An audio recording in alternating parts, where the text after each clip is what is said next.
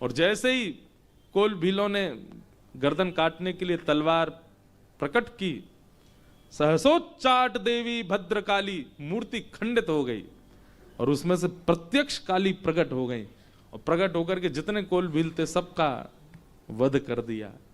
सिया राम मैं सब जग जाने करहूं प्रणाम। हाँ, प्रणाम सिया राम जी को ही करना है, पर जब भी किसी को भी देखो उसमें सिया राम जी को ही देख करके प्रणाम करो। आपका इष्ट एक ही होना चाहिए, पर कभी किसी अन्य देव के पास भी जाओ तो उन अन्य देवों का निरादर ना कीजिएगा बिना प्रणाम किए, उनमें भी सिया राम जी को देख के प्रणाम करो। भागवत जी में वर्णन आता है जड़ भरत जी का प्रसंग। तो जड़ भरत जी पर जब उनको बलि चढ़ाने के लिए ले गए, बहुत सुंदर कथा है जड़ भरत जी की। तो जब उनको बलि चढ़ाने के लिए ले गए तो काली मैया के सामने हाथ पांव बांध करके जड़ भरत जी को बैठा दिया। तो जड़ भरत जी ने जैसे ही काली माता को देखा, जड़ भरत जी बोले वाह वाह कन्हैया वाह, क्या सुंदर रूप है आपका, है ऐसे प्रचंड नेत्र खोल करके, घुंघराले केश बिखरा करके, हाथ में खप्पर लेकर के और जीभ बाहर निकाल के, अरे लाला यशोदा मैया तो के कि मेरो लाला तो अगर चित्र में भी सर्प देख ले तो डर जाए। और यहां देखो यशोदा मैया दिखाना चाहिए ये रूप, कैसे बन के खड़ो लाला यहां पे। वो काली मैया में भी ठाकुर जी को देख रहे हैं और उसका परिणाम ही वो भागवत जी में लिखा है। जैसे ही उन्होंने काली में ही अपने इष्ट का दर्शन किया और उसके बाद कहा हे इष्ट, यदि मेरी बलि से आप प्रसन्न हो तो मैं अपनी बलि देने को तैयार हूं। तुरंत सिर नीचे किया और जैसे ही कोल भीलों ने गर्दन काटने के लिए तलवार प्रकट की, सहसोच्चाट देवी भद्रकाली मूर्ति खंडित हो गई और उसमें से प्रत्यक्ष काली प्रकट हो गई और प्रकट होकर के जितने कोल भील थे सबका वध कर दिया। थोड़ी देर बाद जड़ भरत जी ने देखा अभी तक गर्दन कटी नहीं हमारी, ऊपर उठ करके जब चारों ओर देखा तो काटने वालों की कटी पड़ी थी और सामने साक्षात भद्रकाली प्रकट रूप से खड़ी हैं। जड़ भरत जी कहते हैं लाला तेरी बड़ी कृपा, तेने मुझ को जीवन दान दियो, लेकिन लाला मुझ को तेरे यार रूप तो बहुत भय लग रहा हो, तो मैं तो अभी प्रणाम करके जा रहा हूं, अगली बार ऐसा मत आइयो, रूप बदल के आइयो। चाहे किसी का भी दर्शन करें आप, उसमें अपने इष्ट का दर्शन करो, इष्ट का भाव रखो। हम महादेव को भी वंदन करते हैं ना,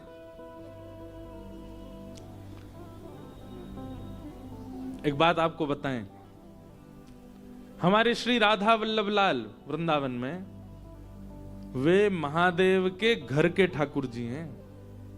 जैसे हमारे घर के ठाकुर जी हैं जिनकी हम स्वयं आराधना अर्चना स्वयं श्रृंगार करते हैं, ऐसे ही महादेव के स्वयं अर्चना जिन ठाकुर जी की करते हैं वही श्री राधा वल्लभ लाल जी विराजते हैं वृंदावन में। आप महादेव के सामने जाके नमः पार्वती कहो, हर हर कहो।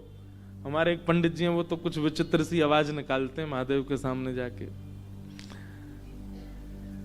लेकिन महादेव को यदि प्रसन्न करना हो ना तो एक बार कहती हूं श्री राधा वल्लभ लाल की, महादेव आनंदित हो जाएंगे। ओहो मेरे ठाकुर का नाम कौन ले रहा है। आत्मदेव नाम के ब्राह्मण ने तपस्या की, महादेव प्रसन्न होकर प्रकट हो गए, कहा वरदान मांगो। तो उसने कहा आपके पास जो सबसे बहुमूल्य रत्न है वो मुझको दे दो। महादेव के नेत्र सजल हो गए, बोले कुछ और मांग लो, हमारा बहुमूल्य रत्न मत। बोले नहीं अब तो वही चाहिए जिसके लिए आप इतने व्याकुल हो रहे हो।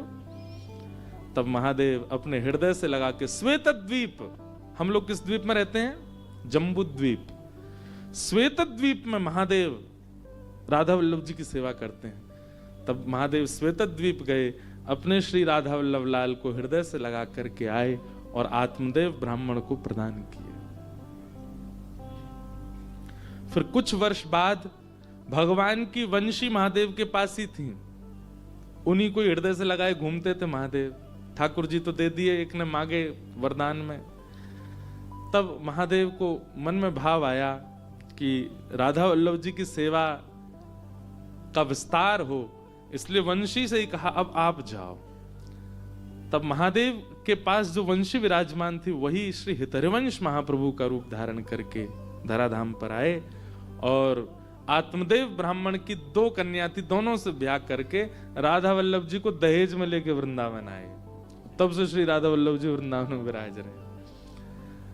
आज भी राधा वल्लभ जी का एक नियम है, राधा वल्लभ जी का जब मंगला दर्शन करने आप जाओगे ना, तो राधा वल्लभ जी रात्रि में शयन तो करते हैं सामान्य वेशभूषा में, मतलब जो ठाकुर जी के वस्त्र पीतांबरी आदि पहन के, पर सुबह जब मंगला दर्शन होता है राधा वल्लभ जी का, तो राधा वल्लभ जी अलग अलग वस्त्रों में मिलते हैं। उसके पीछे भाव क्या है? बोले रात्रि हमको दिखा रहे थे कि मैं सोवे जा रहा हूं, पर श्री जी तो मिलवे गए और रूप बदल करके गए।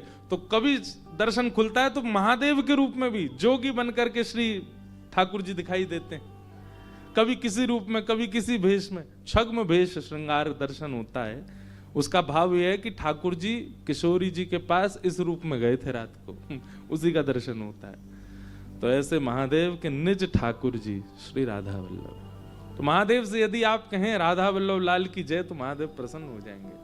तो एक बार जरूर आप विश्वनाथ जी का दर्शन करने जाते हैं, एक बार जरूर। कल मैंने नहीं कहा, पुजारी जी कह रहे थे जो मुझसे अभिषेक करा रहे थे, बोले आज ना छोड़ूंगा, हाथ पड़ गए हो मेरे, राधा वल्लभ लाल की जय। मैंने कहा बस यही सुख है कि आप इनको किशोरी जी और ठाकुर जी को नाम सुनाते रह करो। सत्यम परम धीमहि